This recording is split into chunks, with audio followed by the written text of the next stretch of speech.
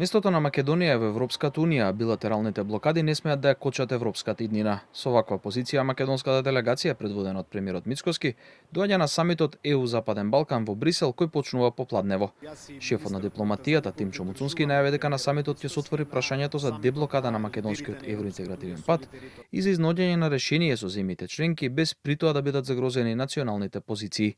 Сепак порача и дека од официјална Софија изминатиот период нема сигнали за решение и постои недостиг на добра волја. Нашето место е во Брисел, нашето место е како полноправна членка на Европската унија.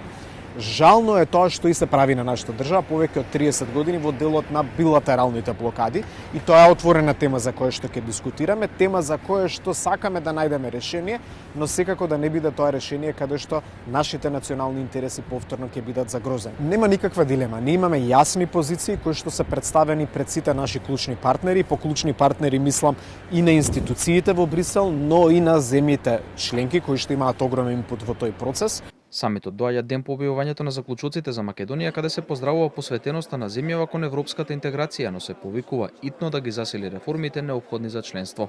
Дополнително нагласено е значењето на добрососедските односи, а се потсетува и дека Македонија се уште не ги спровела уставните измени. Советот забележува дека Македонија се уште не ги завршила уставните измени на кои се обврзала. Советот ја потврдува својата подготвеност да свика уште една меѓувладина конференција без понатамошно одложување или дополнителна политичка одлука, штом Македонија ќе спроведе оваа обврска во согласност со своите внатрешни процедури. Стои меѓу другото во заклучоците.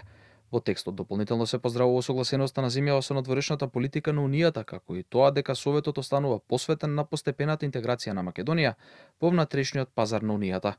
Во областа на владењето на правото пак се нотира дека не е постигнат никаков напредок во текот на изминатата година.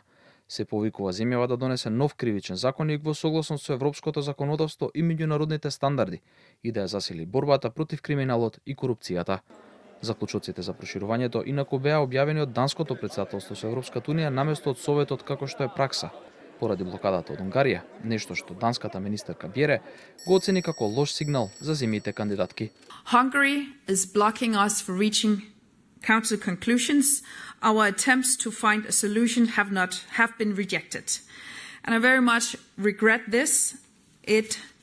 As several member states said, it does send a wrong signal to candidate countries.